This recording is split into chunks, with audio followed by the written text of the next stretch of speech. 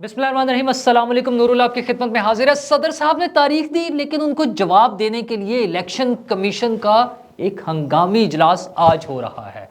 और सदर साहब की तारीख पे तो और मसाइल चलते रहेंगे, लेकिन एक और तारीख पर बिलावल भुट्टो जरदारी को एतराज़ है। वो किसकी तारीख है और क्या तारीख है और उन्हें क्यों एतराज़ है?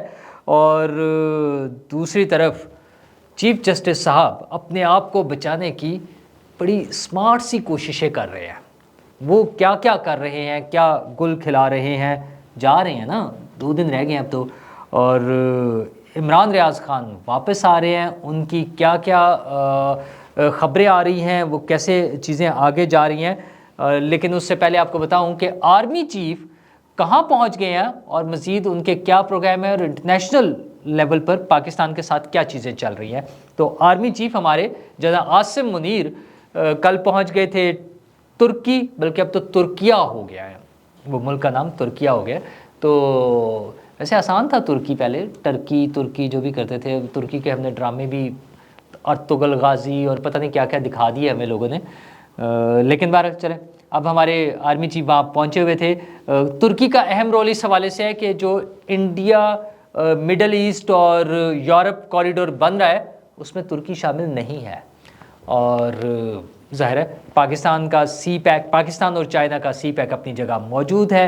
इंटरनेशनल डेवलपमेंट्स हो रही हैं। SIFC हमारे मुल्क में स्पेशल इन्वेस्टमेंट फैसिलिटेशन काउंसिल, वो इस पाकिस्तान में हमारे मुल्क में इन्वेस्टमेंट के हवाले से खसूसी तौर पर काम हो रहा है उस प्लेटफॉर्म से।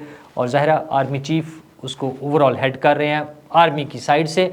बज़ाहिर वो जनरली तो हमारे प्राइम मिनिस्टर अनवारुल हक काकड़ साहब उसको हेड कर रहे हैं, लेकिन आर्मी चीफ़ का उसमें बड़ा ही अहम रोल है। एक्चुअल बात तो यही है। अच्छा, वो वहाँ पहुँचे हुए हैं और मेरे ख्याल में चूँकि अब हमने सी पैक के हवाले से कुछ डेवलपमेंट्स होनी है, अगरचे आर्मी चीफ़ का जो अमेरिकन एम्बेसडर के कुछ दौरे हैं उसके हवाले से कुछ शकूक व शुबहात फैलाने की कोशिश हो रही है, लेकिन बहरहाल मेरे ख्याल में वो तो सेटल हो जाएगा।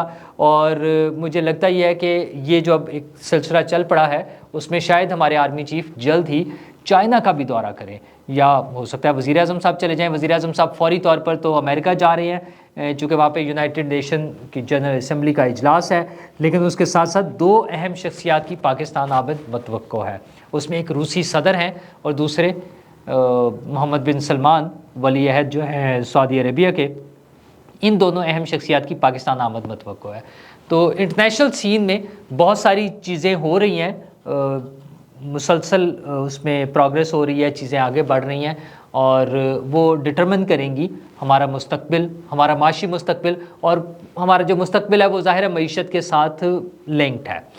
उसको तबाह करने की, उसका बेड़ा गर्क करने के लिए, उसका पट्ठा बिठाने के लिए इमरान खान साहब की सूरत में PTI ने, इमरान खान साहब ने, उनके दोस्तों ने मिल के जो एफ़र्ट्स की हैं, बड़ी कामयाब एफ़र्ट्स, मतलब जो हमारा बेड़ा गर्क हुआ है, जो हमारा जो बुरे हालात है, ये ऐसे ही नहीं हो गए, इतनी आसानी से नहीं होने थे, अच्छे भले चल रहे थे। तो उनकी सारी एफ़र्ट्स जो हैं उनकी बहुत हद तक कामयाब एफ़र्ट्स हुई, लेकिन बहरहाल अब उसको टैकल किया जा रहा है, जैसे भी मैनेज हो रहा है। उसमें हम देख रहे हैं कि डॉलर की प्राइस थोड़ी सी कंट्रोल हुई है, लेकिन ये डिपेंड करेगी कि क्या माशी सरगर्मियाँ ऐसी आगे चलती हैं जो इसको ये सस्टेनेबल हो। बिजली चोरों के ख़िलाफ़ क्रैकडाउन हो रहा है, पता चल रहा है रोज़ की बुनियादों पे, रोज़ाना की बुनियादों पे कि इतने दर्जन, इतने 100 लोगों के ख़िलाफ़ कार्रवाई हो गई है, इतने लोगों के ख़िलाफ़ मुकदमा दर्ज हो गए हैं, जिसमें ना सिर्फ डिफ़ॉल्टर हैं बल्कि इदारे के महकमे, जो बिजली के महकमे हैं, डिस्कोज़ और वापडा से रिलेटेड जो भी हैं इदारे, उससे जो मुंसलिका लोग हैं उनके ख़िलाफ़ भी मुकदमात बन रहे हैं। अच्छा, बॉर्डर सील हो गया हुआ है अफ़गानिस्तान का, तकरीबन 3 माह के लिए उसको सील कर दिया गया है। इससे बड़ी चेंजेस आएंगी। बड़ी चेंजेस इस तरह से आएंगी कि जब वो आसानी से चीज़ों का नकलो हमल नहीं होगी, डॉलर की स्मगलिंग रुक जाएगी, तो न सिर्फ पाकिस्तान की इकॉनमी पे फ़र्क पड़ेगा बल्कि शायद अफ़गान हुकूमत को भी हमारे साथ अपना रवैया थोड़ा सा तब्दील करना पड़े। अफ़गानिस्तान में एक और बड़ी डेवलपमेंट यह है कि चाइना ने वहाँ पर अपना सफ़ीर तैनात कर दिया है। तो मेरे ख़्याल में अब चीज़ें थोड़ा सा बेहतरी की तरफ चलेंगी और हमें मौका मिलेगा कि हम इसमें कुछ बेहतर प्ले कर सकें।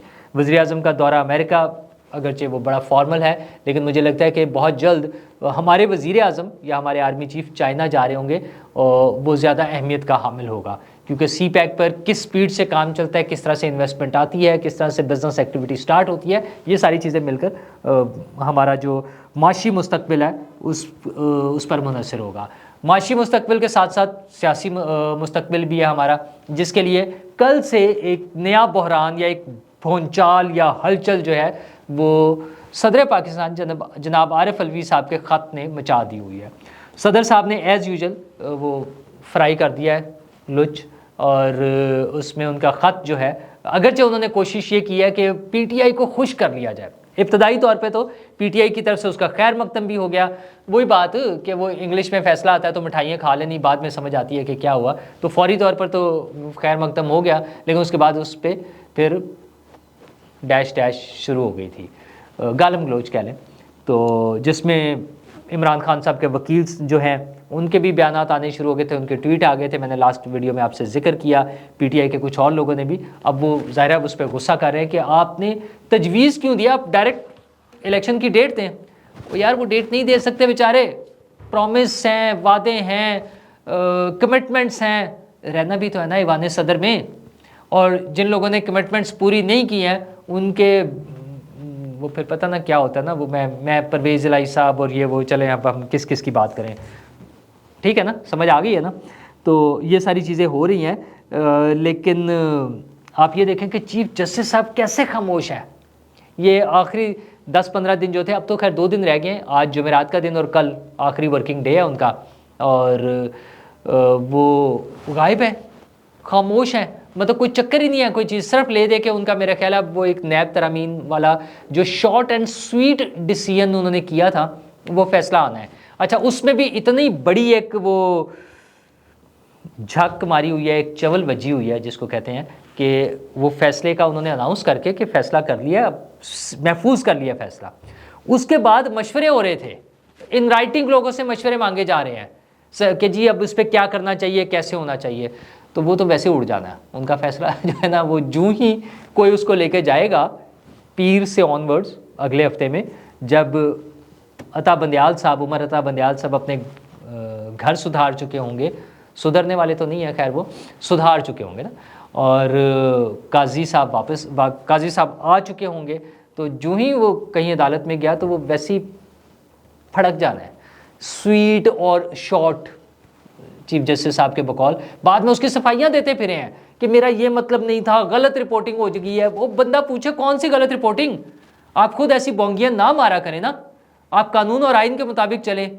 आप जो शौक़ है आपको यूट्यूबर्स के साथ तस्वीरें बनवाने का, वो चीफ जस्टिस का क्या काम ये काम। हाँ, कोई यूट्यूबर, कोई सहाफ़ी अगर वो चाहे, उसकी ख्वाहिश हो सकती है कि वो चीफ जस्टिस के साथ तस्वीर बनवाए।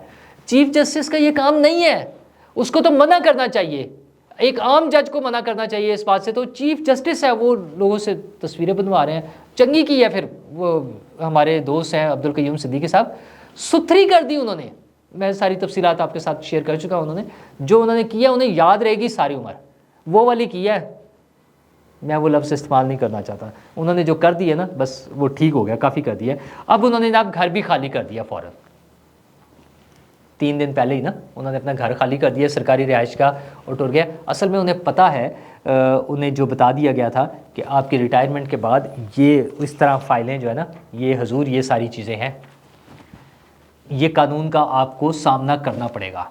तो अब वो खामोशी से वो चाहते हैं कि यार वो अच्छा बच्चा साबित करने के लिए ना, कि देखें मैं तो देखें कितना अच्छा बच्चा हूँ, शरीफ बच्चा हूँ, मुझे कुछ ना कहिएगा, मैं तो किसी को नहीं छेड़ रहा, ना इमरान खान जाए भाड़ में जाए, जेल में पड़ा रहे, गले सड़े, उसका ट्रायल भी जेल में ही होता रहे, जो मर्ज़ी हो, इलेक्शन की डेट आए या ना आए कोई मसला नहीं है, वो सीक्रेट एक्ट और कोई इश्यूज़ ही नहीं है, छोड़ दें सारी चीज़ों को। सदर साहब ने साइन किया था या नहीं किया था, मुझे कोई परेशानी नहीं है, अब मुझे आराम से घर रहने दें। मतलब मैं जो लुटमार हो गई है, जो याशियाँ हो गई हैं, वो सारी के साथ अब मैं सुकून से घर बैठे, मुझे पकड़िएगा नहीं। उनकी अब डिमांड इतनी सी है। तो 2 दिन रह गए हैं सर, पीर वाले दिन से देखिएगा। वैसे तो हुकूमतों से कोई वो कुछ भी बईद नहीं होता, लेकिन ये चूँकि पॉलिटिकल गवर्नमेंट नहीं है, जिस तरह से सियासी जमातों की एक हुकूमत होती है वो नहीं है, तो शायद कोई स्टेप ले ले। हालांकि इस हवाले से अगर कोई उम्मीदें रखनी चाहिए असूलन, तो वो सियासी जमातों से रखनी चाहिए कि उन्होंने इस मुल्क के मुस्तकबिल के हवाले से चीज़ों को स्ट्रीमलाइन करने के लिए, सही ट्रैक पर लाने के लिए, आइन और कानून की बालादस्ती के लिए ये सियासी जमातों का काम है कि जब वो पावर में हों तो उन कैरेक्टर्स को, उन किरदारों को जो इस मुल्क की तबाही और बर्बादी और लाकानूनियत का बाइस बनते हैं, उनको इंसाफ के कटहरे में खड़ा करें। वो फिर चाहे उमर अता बंदियाल हों, चाहे आसिफ सईद खोसा हों, चाहे साकिब निसार हों, जो भी हो, फिर वो चाहे बाजवा साहब हों, चाहे फैज़ हमीद हों या उससे पुराने वाले हों, जितने भी हों, ये उनका काम है। लेकिन वो तो शुक्रिया अदा कर रहे होते हैं, शुक्रिया राहिल शरीफ की तरह, और गुन गा रहे होते हैं। तो पता नहीं क्या होगा। लग तो ये रहा है कि कुछ लोगों के ख़िलाफ़ कार्रवाई हो जाएगी, लेकिन कार्रवाइयाँ होते होते कुछ लोग जो गायब हैं उनकी वापसी की भी उम्मीदें हैं, जिनमें एक इमरान रियाज़ हैं। मतलब मुझे उनसे एज़ इमरान रियाज़ या उनके व्यूज़ से कोई दिलचस्पी या हमदर्दी नहीं है, लेकिन as one of the Pakistanis, वो एक पाकिस्तानी है ना, तो वो उनका राइट है कि वो आज़ाद होने चाहिए। और अगर उन्होंने कोई जुर्म किया है, अदालत, हुकूमत, रियासत समझती है कि उन्होंने कोई गलत काम किया है, तो उसको आइन और कानून के मुताबिक डील करना चाहिए। कल पेशी थी, जो वैसे तो अगली डेट डल गई है 20 सितंबर, लेकिन वकला ने यह बताया कि उनके वालिद साहब को जो बताया गया है कि चीज़ें ठीक हैं, वो सेट हैं, फिट हैं, जल्दी आ रहे हैं, वही कंडीशंस जो मैंने पहले 2 दिन पहले आपको बताई थी कि किस कंडीशंस पे डील हो रही है, कि वो खामोश रहेंगे, किसी से शोर नहीं मचाएंगे, बाहर नहीं जाएंगे, ये सारी चीज़ें करके वो वापस आ जाएंगे। उसमें फिर वही क्वेश्चन उठता है कि अगर उन्होंने कोई जुर्म किया है तो उन्हें सज़ा मिलनी चाहिए, और अगर जुर्म नहीं किया तो फिर उन्हें आज़ाद होना चाहिए। अच्छा, और ये सब के लिए वो चाहे परवेज़ इलाही हों, चाहे शाह महमूद कुरैशी हों, जो भी हैं, भाई पता चलना चाहिए कि उन्होंने क्या गलत काम किया है। वो शौकत तरीन साहब जो फ़ोन करवा रहे थे, लेटर लिखवा रहे थे पाकिस्तान के ख़िलाफ़, जो माशी दहशत गर्दी है, जो इमरान खान साहब ने वो सारा एक सिस्टम चलाया हुआ था, वो जेन्युइन केसेस बना के उन पर कानून के मुताबिक कार्रवाई होनी चाहिए। ये इस तरह से गायब हो जाना और ये नहीं होना चाहिए, क्योंकि उसके बाद इलेक्शन भी होने हैं, और इलेक्शन के लिए वो आज है ना, सदर साहब ने जो डेट दी थी, मेरा ख्याल है मैं शुरू में मिस कर गया कि सदर साहब ने जो डेट दी थी, आज उस पर जवाब देना है इलेक्शन कमीशन ने। इलेक्शन कमीशन ने उसका हंगामी इजलास बुला लिया है। सदर साहब ने जो मशवरा दिया, डेट नहीं दी है, तजवीज़ दी है। तजवीज़ ये दी है कि आप अदलिया से मशवरा कर लें। भाई क्यों कर लें?